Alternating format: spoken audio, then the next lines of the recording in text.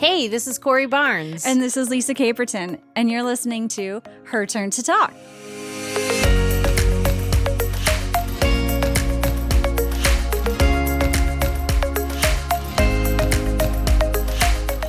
I have two things I need to ask you if you've watched. Have you watched The Goop Lab? No, but I've watched the trailer.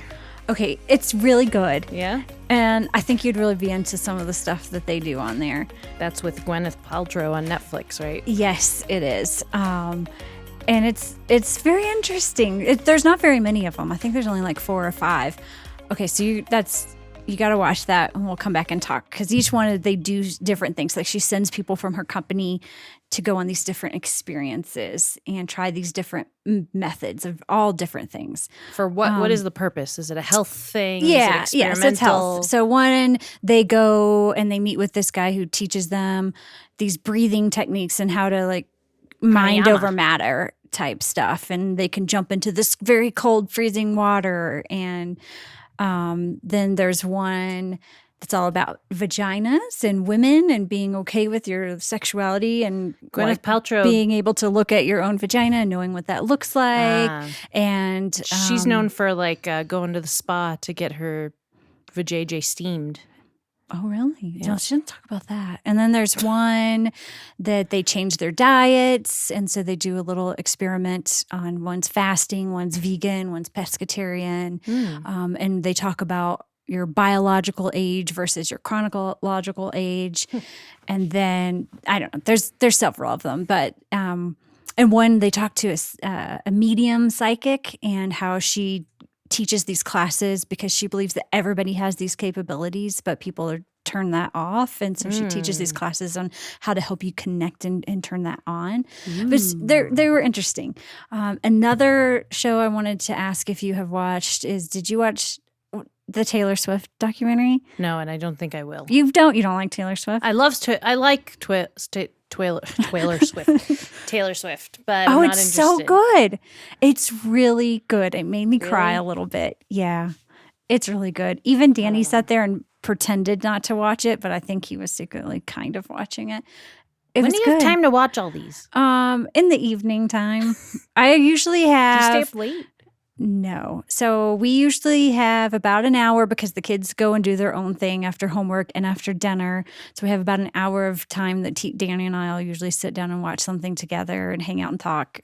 And then I have about another hour once the kids go to bed. I have usually about an hour to myself before I fall asleep. I'm usually in bed by 10. Actually, the other night I went to bed at 8 o'clock and I slept until 7 o'clock. Ooh. And Danny was like, I was about to come check on you because I thought maybe you were dead, because I've never sleep that much. Needed to rest. I've been sleeping a lot lately. I think it's winter. Yeah. I'm in partial hibernation mode. Yeah. I'm like a mini bear. Mm-hmm. But anyways, so I do recommend you watch it. It's really good. Okay. It's really good. And I love her. So anyways, those are my 2 Netflix things that I recommend checking out. And the Goop ones aren't very long. And like I said, there's not very many of them. Mm-hmm. And the same thing with the Taylor Swift. I think it's only like an hour and 20 minutes or something. Not very long. And anyways, that's all I got for that. Do you want to hear about my badass woman? Yes. Okay. I don't know if you've ever heard of her, but she's actually a young woman, and her name is Karis Rogers. Karis Rogers. Have you ever heard of her? Mm-mm. So she is a CEO or co-CEO of Flexin' in My Complexion clothing line, which was started with her sister at the age of 10. Wow. 10. This girl is getting it early. She started as a champion for anti-colorism, racism, and bullying. So that's why she started this company. Karis, oh my gosh, I don't know why I keep saying that. Karis started getting teased because of her color in first grade and built up the strength through positive affirmations. I know you like the positive affirmations. Her mother and grandmother also helped her to build her confidence. She would look at herself every day in the mirror and give herself positive affirmations, saying, I am beautiful and it doesn't matter what other people think of you. I am smart, creative, and special. This, for her, is the meaning behind flexin' in my complexion. Her grandmother was the one who actually told her and her sister when they were growing up that they were flexing in their complexions. And that's where she kind of got the name from. So that's when she came up with the idea. She and her older sister, Taylor, got a screen printer and some t-shirts and printed the phrase on them in their garage. They sold out the first batch within 10 minutes. This was the start of the beginning for a campaign of anti-bullying and anti-colorism, and for her to become an advocate for these things. The shirts have been worn by celebrities such as Alicia Keys and Snoop Dogg and more. And in September 2017, she became the youngest designer to showcase a collection at New York Fashion Week. While she is the idea behind all of this, her older sister is the one who makes things happen. So they really kind of work as a team. But her sister's in her 20s. She's much older. She makes her visions come true. Using her platform, she's continued to do good for others and to help give back. She also teamed up with Soul Pancake for a web series empowering bullied kids. She's traveled to Prague to accept a prize for the Global Social Awards. She has also launched a nonprofit called Karis Rogers Foundation with a mission to give back. This is all being done by someone who is under the age of 14 years old. I mean, what the hell am I doing with my life? And I love this quote from her. I'll read it to you. It says, "Beauty has nothing to do with the outside. It has to do with the inside by being nice, smart, and creative. Being beautiful means confidently knowing that you're enough just the way you are. When I look at myself in the mirror, I say things I like. I'm smart, I'm kind, I'm confident, and it's empowering." I love that. This girl is amazing. So she is my badass young woman in the making. And I read about her from today.com, teenvogue.com, What's her name again? and undefeated.com. Karis, it's spelled Karis, Kheris Rogers. She's absolutely stunningly beautiful. She's on Instagram. You can find her on there too. But she's amazing, and she's out there just, at a young teen, being an advocate for other people. And she, I think she's rocking. Flexing in my complexion. Do you see her? Are you pulling her up? Yep. She's gorgeous. Yeah. She's gorgeous. And she's Where'd smart. she come from? She's smart girl. Whose daughter is she? Do we know? Oh, I don't know that she's a famous person's daughter or anything, but it sounds like she has an amazing tribe of women around her. Her mom, her sister, and her grandma are all her support, and they would tell her, and be like, "How'd you she find would her?" come home crying, and they would say, "No, you're beautiful." Oh. I just did a search on, I don't know, random search, like looking for badass women or people you should know, women you should know doing things. I just go Google random things, and then I scroll until I find names, and then I go search them up and see who I like. And she stuck out to me this time. And so I wanted to let everybody else know about her because I think she's awesome and flexing in my complexion. And today we're going to talk to another badass woman, Shannon Bundy. And Shannon is a chiropractor partnered with The Wellness Way. So let's get to it.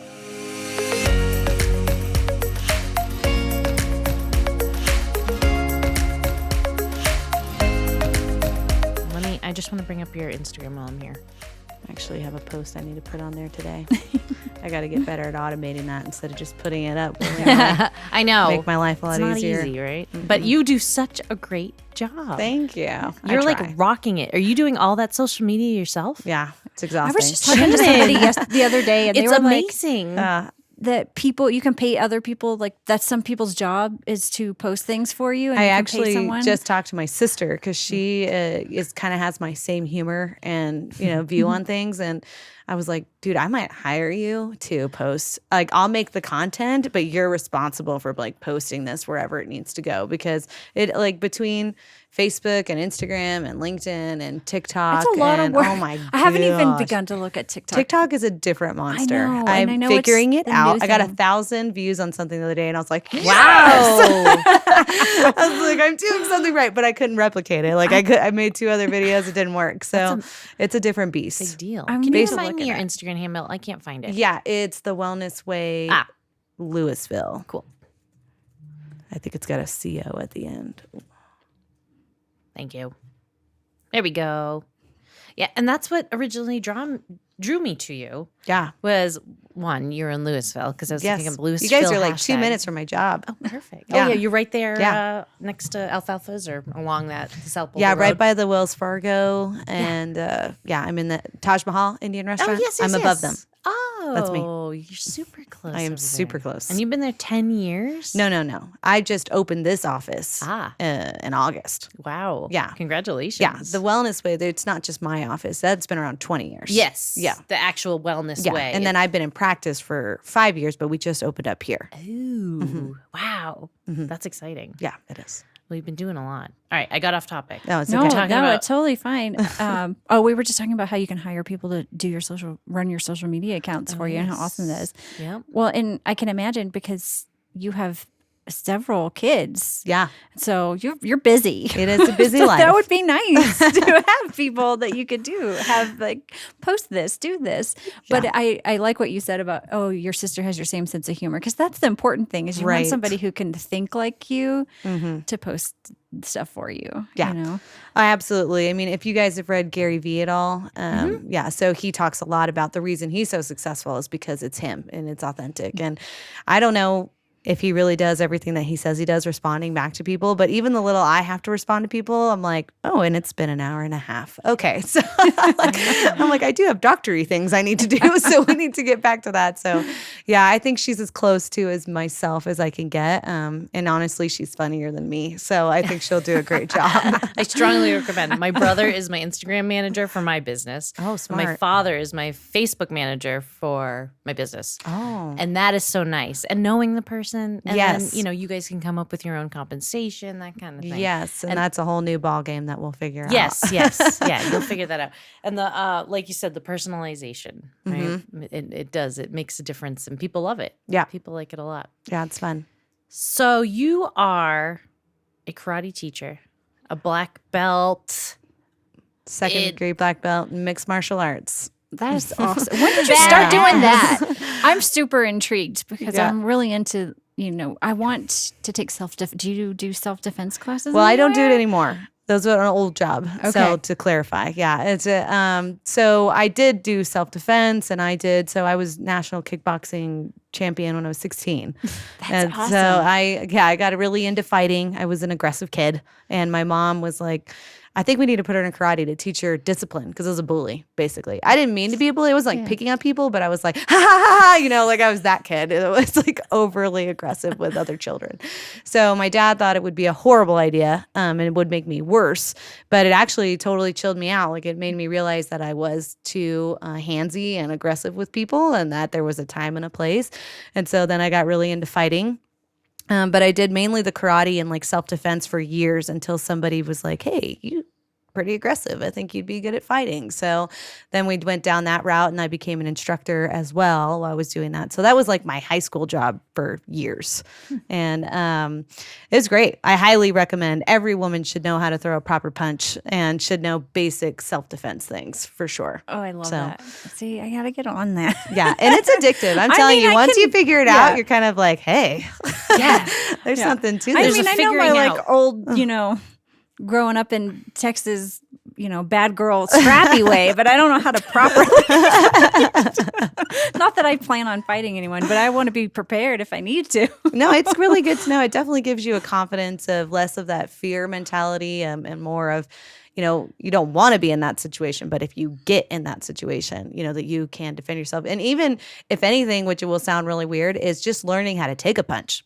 Because you won't be so caught off guard if you've been hit a few times, and I think that's what, as a woman, that's what, when I taught the self-defense classes, most women were just afraid of getting hit. They weren't so much afraid of throwing the punch as they were taking the shot. But once you take a few shots, that you're like, okay, I have an idea of what that feels like and what to expect, that way, if you were to ever be in a bad situation, that it wouldn't totally catch you off guard, and then you could hopefully protect yourself to the best of your ability. Right. No, It sounds like you had this newfound confidence too, as you were describing.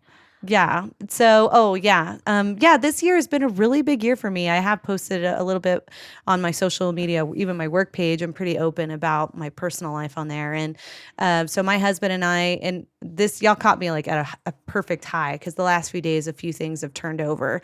But basically, we've been working so hard the last 10 years between going to school, having a family, graduating, starting our jobs. My husband and I kind of have reverse roles. He's a stay-at-home dad and works part-time, and I'm the provider. And so, he did let me do everything first. He let me finish college, and then he went to college. He let me get my career job, and then he got his job. So we've been kind of like paddling the water. Like, it's not like I wasn't at my dream job yet. And he wasn't really sure. He had finished school, and that's all good and all, but it's like his major, he got in business and entrepreneurship, which is great. But once you're done with school, it's like, now what? Right. So we were both, I was worried for him too, wanting to make sure he pursued his dreams. But, joining the Wellness Way, that's what we just started here in August. And that has been a game changer. And, just basically everything we've been working so hard for the 10 years and not really sure where we're going has finally like hit the peak of like, that's what we've been trying to do this entire time. So it's been really inspiring, and it makes me like want to tell people like, hey, if you're focused on something, even if you don't have all the answers and you don't have an exact game plan and you're not even really sure how could this work out, like if you're, living your life the way you should be and, trying to do the best that you can and just working towards that goal, it will happen, and it takes time. I mean, 10 years we've been working towards this to where I finally feel like I'm a big girl. I got my big girl things going on and I'm feeling adultish. This is fantastic. So yeah, it's really awesome. Is it only you in the office? Yeah. So it's just me. I'm a one-man show. Yep. So I am the doctor, the front desk, the scheduler, I do the billing and I do everything. So it's a busy and crazy. My husband helps me part-time, twice a week he'll come up to the office and help with the background stuff. He's more marketing and mindset things. So he's been a really good help for that. But I think we're definitely getting to the point where I'm going to need help.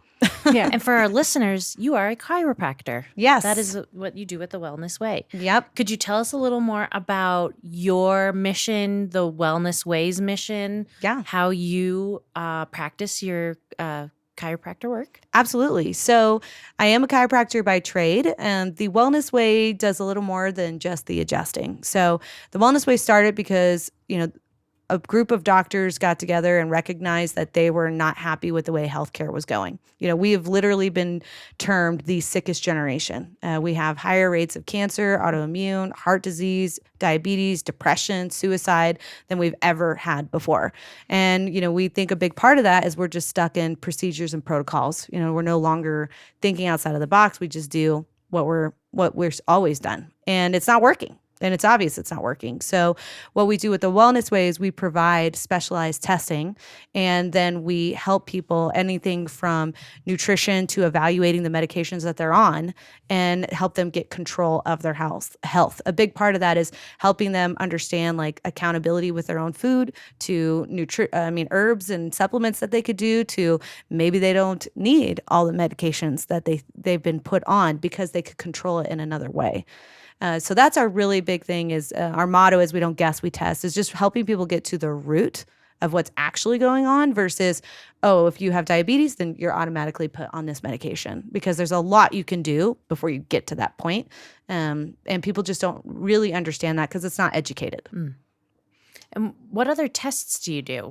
So we do all kinds of tests. I would say the most popular test is we do food allergy, actually measuring like IgG reactions in the blood. We do hormones, and the hormone testing that we do is the most detailed that I know. A lot of test places they'll do like your estrogens and your testosterone, progesterone, maybe DHEA, maybe cortisol. We measure about over 10 different hormones plus vitamin reactions, which is very important in the synthesis of hormones. We do cardiovascular, liver, we do male and female, we do thyroid.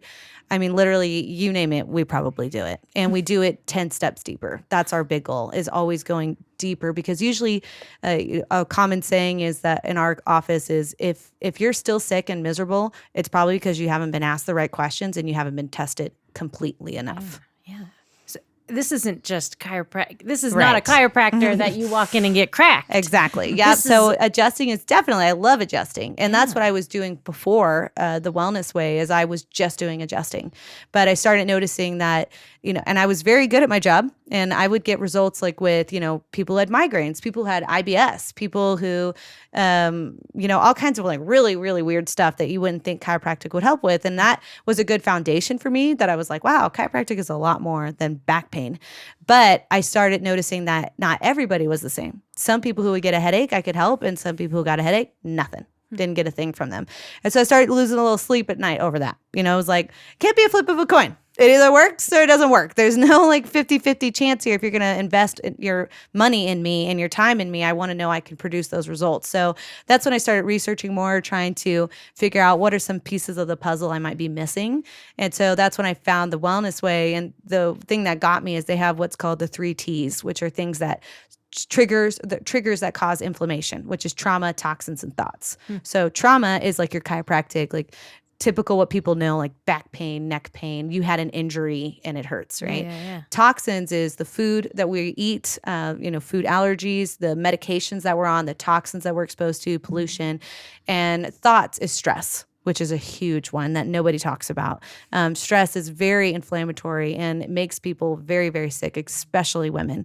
So when I heard those 3 T's, I was like, that's what it is. Like, of course, if someone's eating something that is toxic to them and they don't know it, because a lot of people don't know all their food allergies, they're going to have headaches and I could adjust them all day long and it's never going to change. So that was a really like, boop, light bulb moment for me. And I immediately, started studying and pursuing that way more. And it's been awesome. It sounds awesome. It is. It's fantastic. Ooh, it's really intriguing. Yeah. And I'm like, oh, I want to be a part of that too. Yeah. I want to see what that's all about. It is. I mean, once you do especially if I had a magic wand, every person in the world would do a food allergy test because that alone is awesome. And you don't really need me for that, which is cool. Like you get the results and you avoid these food allergies and you will see, like I've had a patient for 10 years. She hasn't been able to wear her wedding band because she's just constantly puffy. Mm-hmm. She cut, and she, tried to eat healthy, tried to work out, tried to do all the things you typically would do, gave her food allergies. She cut that within just a few weeks. She was able to put her wedding band on.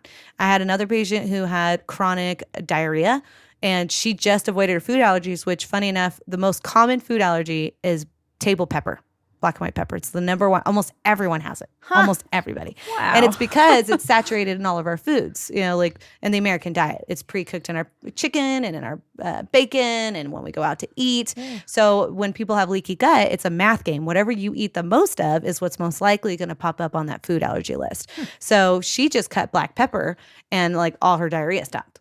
Wow. Who would think from something so small? So yeah, that's why I'm like, if I had a magic wand, everyone would get a food allergy test. We'd all be a lot happier and a lot healthier. Yes. And then my second would be if I had another magic wand, every woman would get a hormone test because most women's hormones are terrible, but we're, educated poorly, very poorly. And in the wellness way approach, like my big audacious goal, and you might have seen this on my social media, is my big audacious goal in life is to change healthcare, which I recognize that's an uphill battle and that's going to be very difficult. But something I would love to see put in place is that when girls get their periods, we celebrate that they've gotten their periods and then we hormone test them.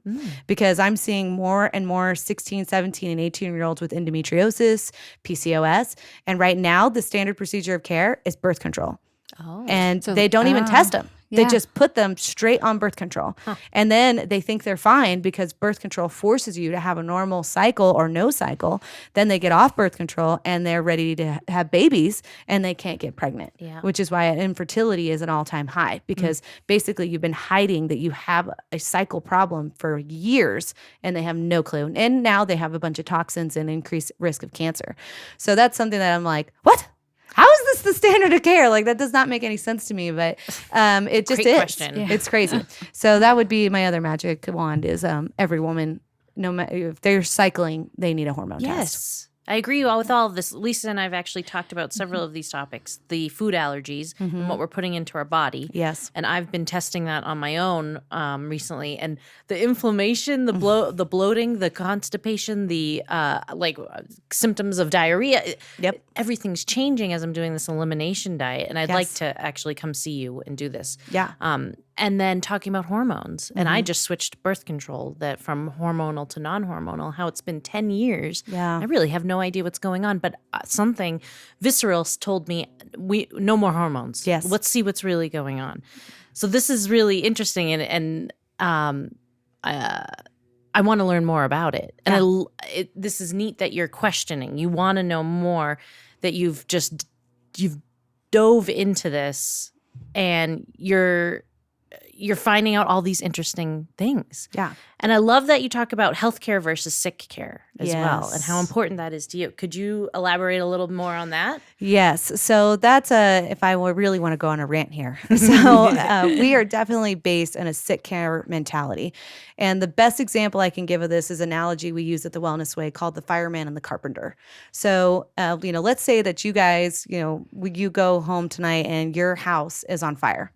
Of course, you're going to call the fire department to take care of this fire because they're trained. They're the professionals. This is what they do. So they get the fire under control with the water hose, and they soak the walls, the carpet, the pictures, everything. Now, technically, that water is not good for the house, right? But in that situation, it was absolutely necessary. That's what you needed to do to get that under control. Now, the fire department can't turn around and fix your house, right? That's not their qualification. You need to call a carpenter. Okay, so a carpenter will come, and the fire department thought they did such a great job. They're going to pat themselves on the back and be like, "Yep, saved the house. We're doing awesome. We did a fantastic job." Carpenter's going to walk in there and be like, "Oh my gosh, what a mess. I'm going to have to rip out the carpets, redo the walls. We're going to have to start over on this." But in this situation, who's right? They're both right, based on the needs of the house, right? So we do need a fire department situation where if something urgent is happening, you need medicine, you need surgery. But the problem is that people don't understand the side effects of being on those drugs and surgery long term. And in fact, they use it as a first option because that's what we're trained to do. We go to the doctor when something's wrong. We only seek help when we feel awful. And hindsight's 2020. Then we look back and oh, I guess, this really started at about 5 years ago and I haven't been feeling good, but it's just kind of peaked up to this moment. Everybody does that. And what we need is more carpenters who are teaching people hey, get out of that fire department situation. If you've got something serious going on, get it under control. But now I'm going to teach you how to rebuild your house. Because the reason that everybody is so sick is we're all walking around in a bunch of rotted houses and we don't know it. And we just keep rotting it. And to go with the fireman and carpenter, it would be very similar to that if you went to the fire department after your house burned down and you said, "Hey, I never want to have another fire again. What can I do to prevent future fires?" And they were to say, "Oh, don't worry about it. We're going to stand outside your house every single day and we're going to put water on. And then you never, ever have to worry about another fire again." It's the same thing that they tell you with drugs. If you have a heart attack, no matter what you had that heart attack for, you're all prescribed the same thing. It doesn't matter if you were, you ate terrible, if you were a smoker, if you were born with a heart condition, you're all given a baby aspirin. Right? And if you're on that baby aspirin for 5, 10, 15 years, your house is rotted. And no, you won't die of a heart attack, but something else will kill you. 100%. And it's because, aspirin, for example, aspirin is researched and proven that it is good for the heart. That's why they do it. But what aspirin does is it thins the blood vessels. And so before aspirin became a standard of care that you did this for your, to help with the heart, stroke was not even a top 10 killer.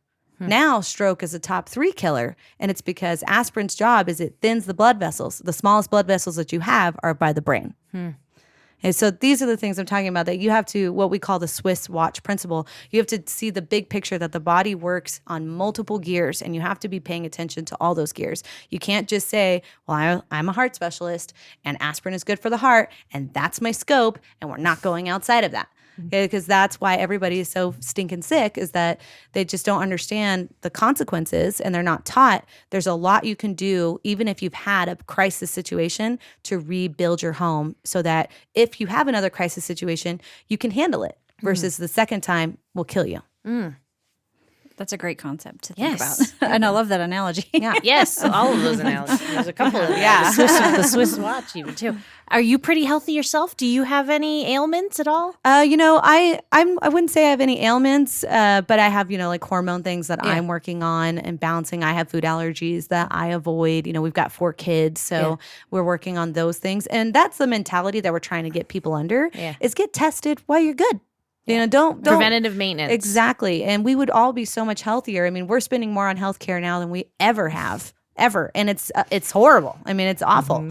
Autoimmune just became the number one disease, and it's been cancer and heart issues for decades. We are getting more creatively sick than we were before.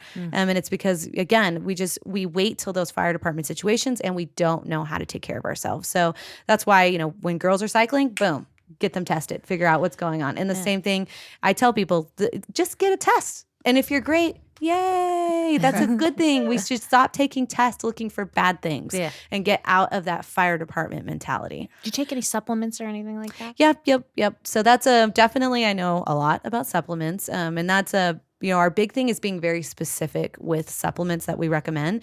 A lot of people, don't realize how great herbs can be because we just use them in general, like turmeric. Everybody takes turmeric, it's all good. And everybody takes a probiotic, like a great example is we do a stool test to see the gut health. And I had a patient who was dealing with a lot of stool problems and constant diarrhea. And when we took a stool sample on her, she actually had too much good bacteria. Because she was taking a probiotic. And so those are things like if you actually know how to really understand and use those herbs, they can be very powerful, but we just use them because that's what we've heard. And I have this thing, and we just get very generic. And that's when people are like, oh, well, it kind of worked, but it didn't really work because you're not using it almost like the idea of medicine. You're not using it very specifically. So yeah, we do work a lot with that. And I also take supplements, of course, as well. How do you deal with hormone imbalances? So the main goal is what we call, I wish I had brought some pictures, even though this is a podcast. So the best way is to understand how the hormones break down. The liver is what produces cholesterol, and your hormones are made from cholesterol. So most of the time what you'll see with women is they have very low tanked out hormones and they have high cholesterol. And so a lot of people will address that by attacking the cholesterol and giving you a statin to lower that. But that's actually one of the worst things that you could do because that high cholesterol will only go up when you have a problem. So, once you can address that problem, the cholesterol will go right back to where it belongs. And that's also why a lot of women have trouble losing weight is because whenever your hormones are low like that, cholesterol is a fat, it will turn it into body fat because that's easy to make. And it will basically use your body fat to supplement you until you get your hormones figured out. So that's what we work a lot with, the not like direct hormone replacement therapy because your body's really smart. And so let's say that you have low estrogen. Your body, and you just start taking hormone replacement therapy, estrogen, your body will be like, oh, every day I show up and there's estrogen already here and I didn't have to do anything. Well, I got a lot of other things to do. So peace out.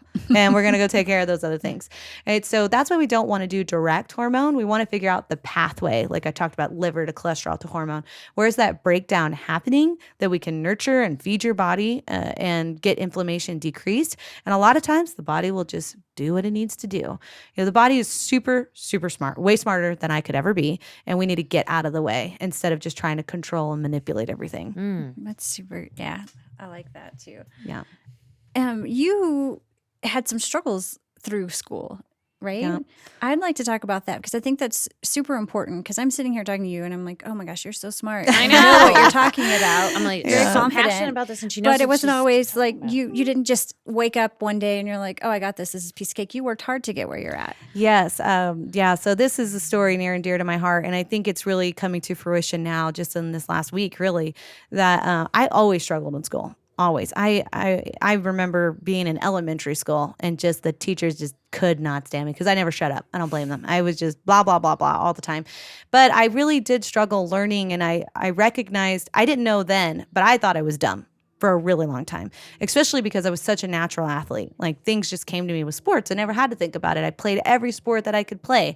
But when it came to school, it was just I would study and study and study and I'd get a D or an F. Like it just never worked out.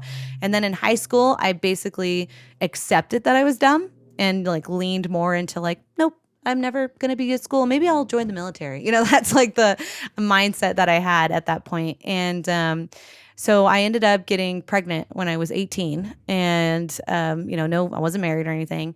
And that was a reality check for me that I needed to figure my life out. That joining the military or any hopes of getting a scholarship on sports was not real.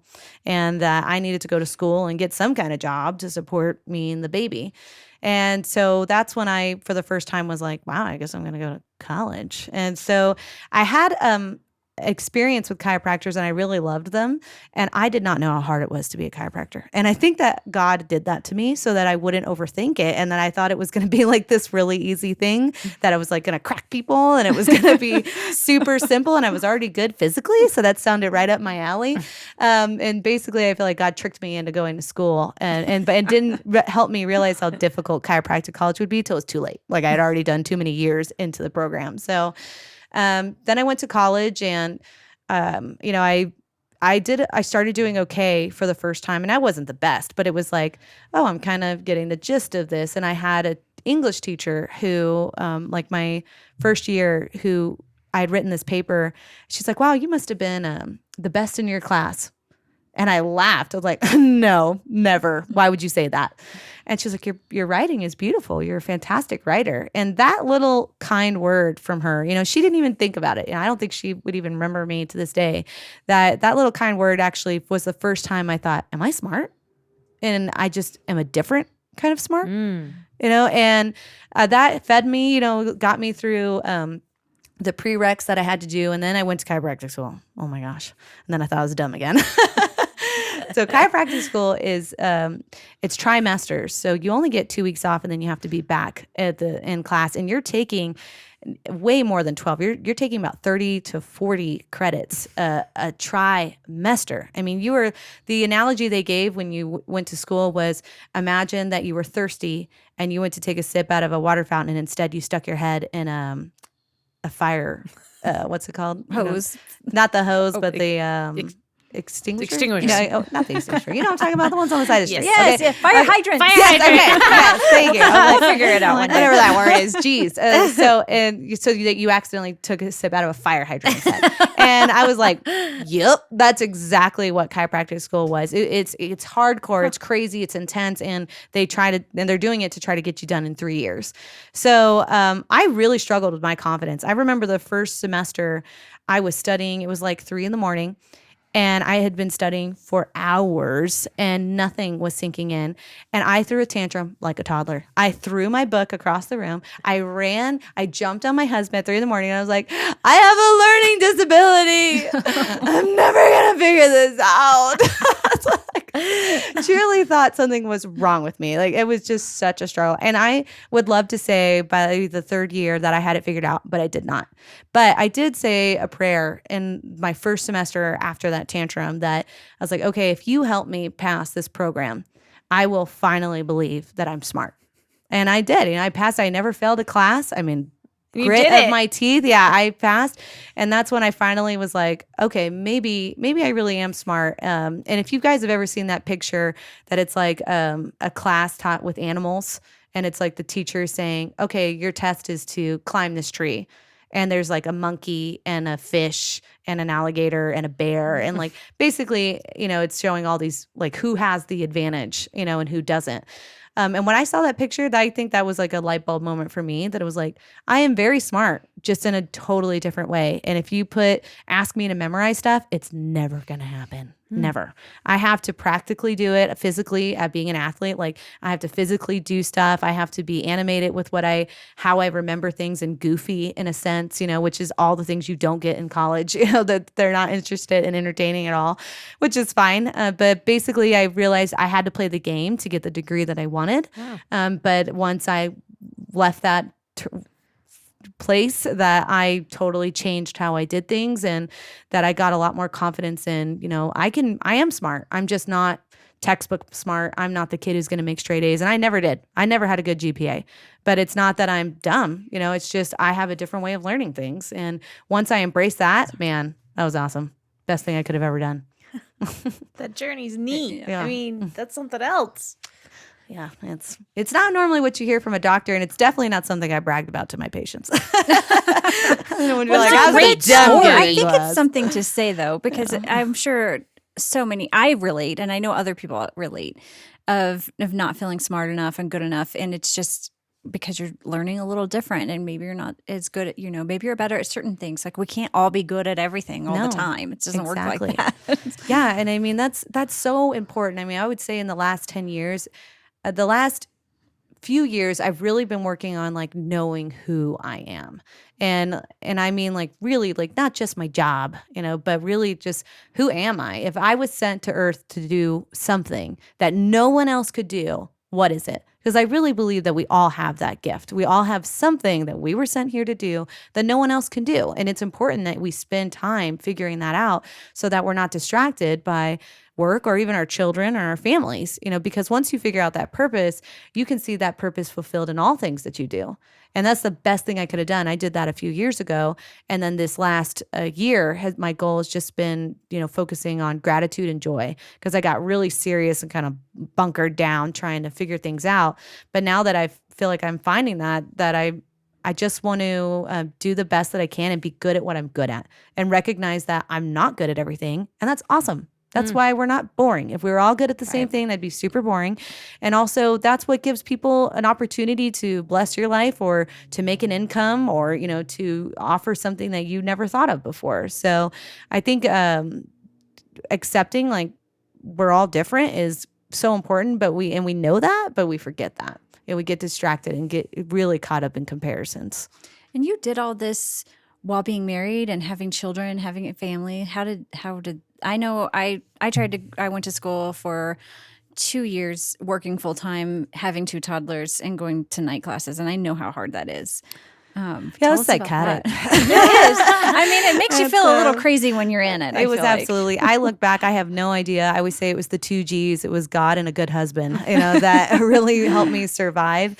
My husband, bless that man's soul. Like I am such a loud, big personality, and he loves being in the background. So he never gets enough credit. So I'll brag about him all the time. He truly, that's what started our reverse roles, is he recognized like there's no way, with how hard it was for me to do school, I needed like 5 more hours than everybody else, so he had to play Mr. Mom, Mr. Dad, and work and cook and clean and hang out with my family, because we were in Texas at that time. He really stepped up hardcore. I could not have succeeded without him, but it's like a blur. I don't really remember. I just remember it was survival at that point in my life, and we got through it. But those were some of the hardest years of my life for sure, and not just because of school, but I mentioned in the email to you guys, that's when I lost my daughter. So, we have 5 children, but we lost one in the right smack dab in the middle of chiropractic school. So I was already on the verge of a mental breakdown, and then our daughter passed away. And that was awful. That was by far the worst thing I've ever been through. And she was 2.5. She drowned. It was an accident. No, I wasn't there. It was happened with my mom was watching her while I was taking finals. And, it's I can't say that I have like official answers on why that specific situation happened to us, but it is a big part of who we are, and it's taught me a lot about how much I can endure, but how much love that I can have and compassion I can have for people, and also what's important, and we just, like I said, if it wasn't for, without our faith and our family, I don't know how we would have really gotten through it. But we did. And it's been I really believe that in every situation that you've been given, it's an opportunity to do something you never thought possible, and it leads you in a direction that you never thought you could go. And so I always knew that chiropractic and healthcare was super important to me, but I also love speaking to people. I love connecting and having heart to hearts, but I would never really show that side. And I think something I did gain through that trial with my daughter was that, being really honest with people. Grief is a monster, and many people don't understand grief. And and honestly, I don't think you can really get it till you go through it.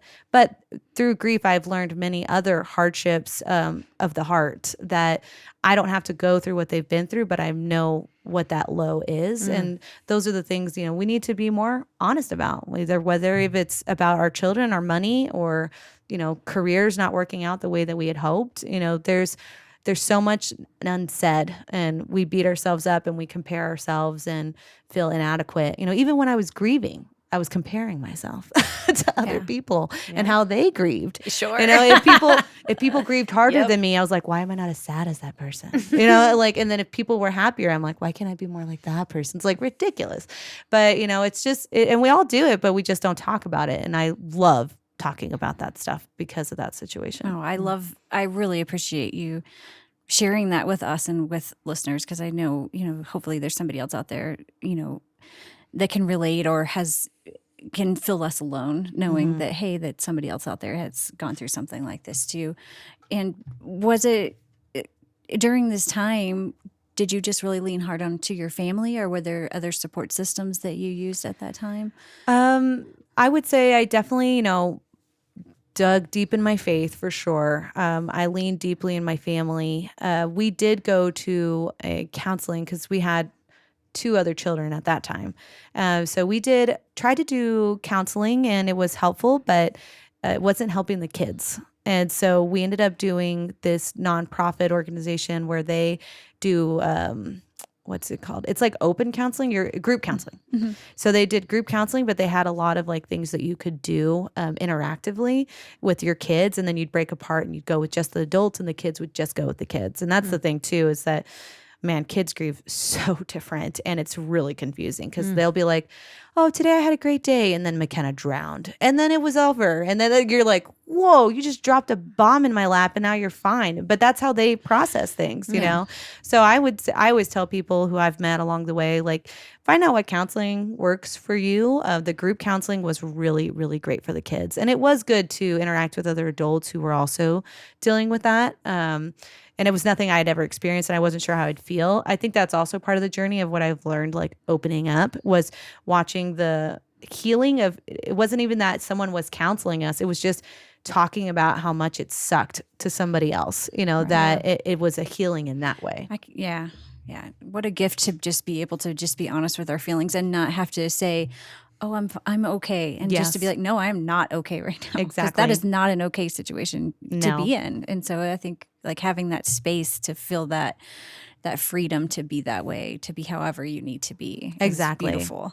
Yeah, because people want to know how you're doing, but you don't want to drop bombs every 10 seconds of like, you really want to know what's going while we're walking to class here? Like it definitely is a safe space. So yeah, if anyone here is grieving, I know they have one called Judy's House here in Colorado. It's closer to Denver, and they're nonprofit. They're free. You just do an interview.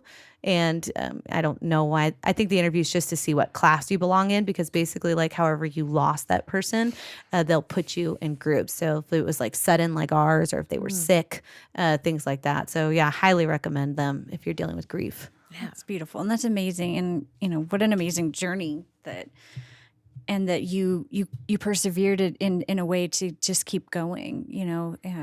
I think that's really beautiful. It says a lot about you, and I think it also says a lot about the support system around you. Yeah. Too. Yeah, we've got good people. We've been blessed. It's amazing. You mentioned, well, we already know that you like to talk to people and you like connecting, like you said. Do you do any public speaking at all, or have you spoken at events? I've done a little bit, dabbled really, and I loved it so much. Yes. I definitely want to do it more in the future. Just, it's one of those things, like, we're still building this chiropractic in the wellness way, and I've got the big audacious goal of healthcare. So, but I did do work with a company for a little bit called Build Joy, and that was really cool. So that was of women of faith, but you didn't have to be of faith, but I felt like you got more out of it if you were, because if you're not religious, then may not be ringing all the same bells there. But, that one was really just focusing on different topics. So I was the one that dealt with body imaging or even health topics. And then I talked about body positivity and things like that. But I feel like I could just talk about any topic and we could just go on and on and on about it. So I just love that. I think it's really fun, and there's just a power of speaking to people. I don't know. It's fun. That's the second time I've heard you say just the word joy. Mm-hmm. And I'm curious, what brings you joy? Oh, that's a good question. Geez, I think a lot of things are bringing me more joy. So to make a long story out of this, I feel like when I was a kid, I was a super happy-go-lucky kid. I mean, I always saw the bright side of everything, and my family would joke that I was a little naive, or they would call it Shannon land. I was just like totally oblivious to like whatever bad things were going on. I lived in my own planet. But as I got older, like in trying to pursue my goals, especially when I started school and it was so hard, I unintentionally got more and more serious, especially when I was a single mom. I was single for 2 years before I met my husband. And, it was like, all right, we got a lot to get done. And I got to be a student and I got to work and I got to, be a mom and I've got this stuff we got to do. And if we're going to accomplish this, then we've got to be this, this, and this. And so that's what I had to do to survive at that point. But what I didn't know is that my joy was slowly slipping away in replacement of being an adult. That's how I saw it. And so I let that consume me for years, that I just got more and more serious. And then we lost our daughter and I got real serious. I just kind of lost that spark. And I wouldn't say I was a pessimist, but it was just like, this is it. Like, this is the big kahuna that we're all waiting for. So that's why the last year or two, I've changed my mindset about instead of, sorry, I'm going to back up a little bit more. Like, so even after I felt like my grief with my daughter got better and I started being a chiropractor and I was done with school, I still stayed really serious unintentionally. And it wasn't until my old boss, he was a super blunt guy, and I had just started working for them, and he hired me because he loved all the things I did on social media, because on social media I would put like all the fun things that we did, but I didn't talk about my things that were going on in my head, and I didn't realize how serious I had become. And so one day he pulled me aside and he was like, do you feel like you're a different person on social media than who you are in real life? And I was so offended. I was like, no, Right. That's rude. Like, dare you even ask me that? I don't even know you that well. But him asking that question, and then he told me, he was like, I'm sorry, I don't mean to be offensive, but you give off a vibe of like, go away. Like, that's the energy you give. Like, your face is like, I don't want to be here. And that was the first time that someone had said something like that to me.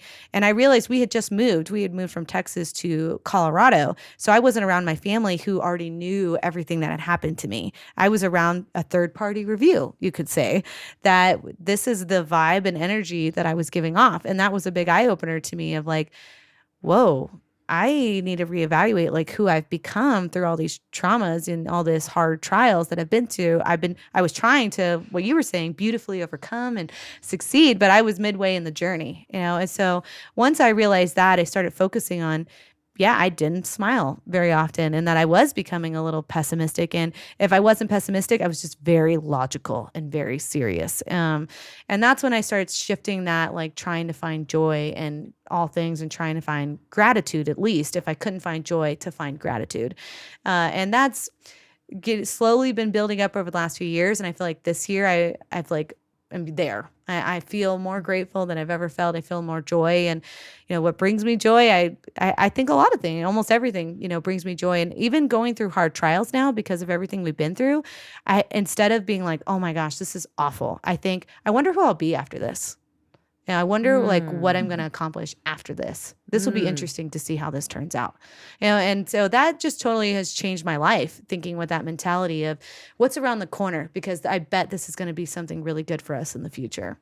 Man. Yeah, that's a great, powerful. Yeah, that's a great. I've been trying to do something similar of thinking when I have something come up that I don't like, or it's confrontation or whatever, and I try to tell myself, okay, what do I have to learn from this? Yes. That's what I have to ask myself. I'm like, okay, this is a lesson. Let me focus on that instead of take my mind off this problem that's magnifying, and like, let me look for the lesson in this. Absolutely. But I also really loved what you just said, something about how letting joy slip away in replace of adulthood. Yeah. Like, no, we don't need to do that. We can have joy as adults. Like, adulthood is not all pay your bills, go to your job, clock it. Like, we got to find joy in adulthood too. Absolutely. And that's so important. Or wilds, like, what's it all for if we're not finding joy, right? Absolutely. I loved that. I find that with my faith and me practicing gratitude, it's not always on. Yep. Oh, I wish it was, right? Oh, 100%. If I had faith all the time, I'd have faith in my finances, my relationship. Oh my God, right? And I find that it switches around. I'll be agnostic in one place, and then if I focus on that, the faith comes, in another. And so I was curious, do you have a daily routine or any type of self-care that nourishes your faith and being able to remember about gratitude? Does that I actually make just sense? started that. Oh. Yes. So that's what's really, I feel like, kind kind of taken me over the edge. I started so the Wellness Way, they have, the doctors there's 90 clinics across the United States, and we have this little chat group where we'll like share, patients and things like that. But a lot of it is about growth and development, which is why I love the Wellness Way so much. So a lot of them were talking about their morning routines. And so I stole some of their ideas because I thought they were really good. And one of them is that they got a 5-minute gratitude journal online.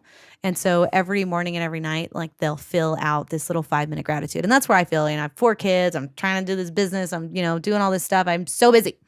I cannot do anything that's going to be long. And what I do is I set myself up for failure is that I'll be like, okay, starting tomorrow, I'm going to be grateful and I'm going to pray for 30 minutes and then I'm going to work out every day. And I'm just totally setting myself up for failure. So now I'm all about like, what are teeny tiny itty bitty things that I can do to help. And so the gratitude journal has been one of them. I wake up and I like looked them up on Amazon and I read through different ones. So I really like the one I have, even though it's ugly. It's not a very pretty journal. I wish they had made it more flowery, but it's, it will prompt you. So instead of saying like, what are you grateful for? Cause I am so like habitual. Like I would be like, I'm grateful for my family and God and my husband. I would put it like every single day if you let me. So this one will say like, what music are you grateful for? Or what's one silly thing that happened today? Or what are something that you're going to do for yourself today? So I've been doing that for 5 minutes. I'll fill it out and then I'll say a prayer after I do that, because then I feel like I'm in a better place of like gratitude. And then another doc showed me this called tapping. Have you done that before? I've heard about it. Okay. Can you tell us more about it, though? Let's see if I can explain it over a microphone. But when she first told it to me, I was like, hippy dippy. Yeah. Little woo woo. Gala Darling is all about this tapping. Yes. I was like, I don't like your hippy dippy. That's weird. I'm not doing that. That's weird. But she taught a whole class on it, a training on it. And I actually felt better after I did the class. So, and I think it's because I'm a physical person, going back to my athlete side of me. So I think that's why it works for me. So you got to find your thing. But basically you have like these 10 points that you'll touch that are like in the acupuncture. These are your, chakra points, right? And I don't know if it's so much about the points as much for me as like the physical doing of something.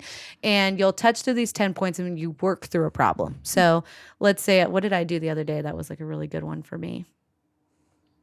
I can't remember. But you'll start like at a certain point and you'll touch that point. So I'm at my head right now.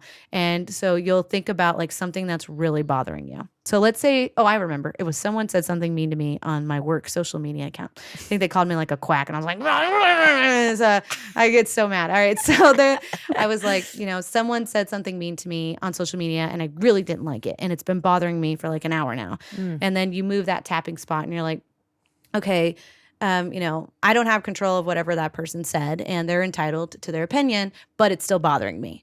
And then you'll say like, okay, so why is it really bothering me? And, so why is this problem really bothering me? It's bothering me because I feel like they've judged me before they know who I am. Well, why does it bother me that someone I don't even know or have met and literally has like a cat poster on their Facebook background? Why in the world is that bothering me so much? And then I'll be like, well, it's because I feel like they're misrepresenting me on the internet for other people to read, and that's embarrassing. Okay, well, why is that embarrassing? Well, because I want to control this situation, but I know if I respond to them, I'll make it worse. So I have to leave it there. And basically, like you kind of work through like dig a little bit deeper. So you're taking dig a little bit deeper. And you're taking an inventory as you're going down here. Yes, exactly. So you just go through each of these touching points. And I literally looked it up on YouTube, like the touching points. Yeah. So it was that easy. But, and it literally, I looked up like tapping energy work. And so basically it came down to a problem of control. I wanted to control that situation. I wanted to prove that guy wrong. I wanted to blast him with articles and research and all that, but I knew it wouldn't work. And that because I couldn't control the situation, it was festering and bothering me a lot. And so once I realized like it was a control problem, I was like, okay, I get that. Like I cannot control the situation and I've got to let it go. So it's things like that. And so you run through it. And then at the end, you're supposed to end with like a phrase that is like very positive. So you'll say like, I think I ended up saying that day, like, even though I'm not, the other thing was I felt like imperfect. Like that guy had found something dirty on me. And because I'm not perfect, like I had allowed, it was my fault almost that I gave him a window to insult me. right? So in the end, my phrase was, even though I am not perfect and I cannot control all things, I do try my best and I do love that I try. And then you go through each point and you say that over and over again. And afterwards, it was like every time I felt like that little flare of anger about it, I'd be like, hey, I'm not perfect. I'm allowed to make mistakes and I can't control the situation, but I always try and I'll give myself that. So that's what tapping is. And so I do that in the morning after I say a prayer, like something that I'm worried about, whether it's, kids or my money or the house is a wreck, I'll just kind of go through that. And it's quick. I just drag that out, but it's like 5 minutes and then you're done. So I literally spend like 10 minutes each morning setting my brain straight. And I think it's really helped my attitude. Like when I go downstairs, I'm like, all right, we're ready to go. It puts me in a really good mood. Yeah. Thanks for sharing that. Yes. I recommend like find your thing, but if you're a more physical person, I think you'll really like the tapping, whether you're a little more hippie or not. I think it's really great. Yeah. I think that's like right up my alley. Yeah. I loved it. That's awesome. And I was always curious about what the heck it was. I thought you'd like sit here with your eyes closed and just tap your legs. Like that's tapping. And then I didn't know what you did next. But and to get down to the bottom of things, that's very interesting. In the videos that I saw online, they don't talk about that. Just FYI, the class that I did with the girl who does it, she was the one who like does like the breaking and the peeling of the layers. The one I saw online, they talk more about finding a positive slogan and saying that slogan, which I think both are really important. Because then you start thinking about your assets. Yes. And that's that positive affirmation kind of stuff, kind of. Exactly. Right? I like that a lot. Yeah, I love it. So yeah, some people like the other doctors, they'll do it like I know one of them does it in her morning and then her lunch and then at night. I can't do it. It's too much. Clearing, I think it's a great idea, but find what you like. I said, I'm all about teeny tiny little ridiculous goals. So I'm doing it in the morning, and that's my accomplishment right now. Yes. Well, that's how we got to get to our bigger goals, right? We got to start with like just small little choices, make big dreams come true, right? Like, yes, that's how it works. Shannon, thank you so much. I really have learned a lot from you, and I know that Corey has too. And we certainly have more questions to talk about. We can talk about after.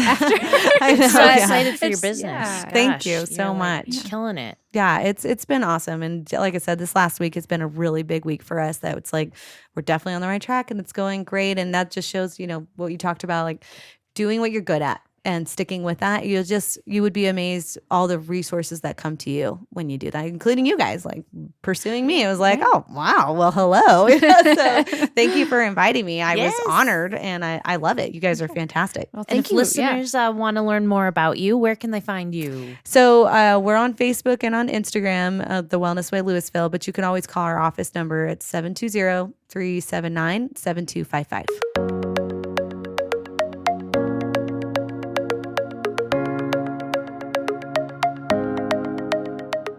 If you have an interesting story, something funny, something sad, something you want the world to know, please email us. We want you to share your experiences with us. We'll take these, we'll collect them, we'll do some episodes sometimes where we'll read them.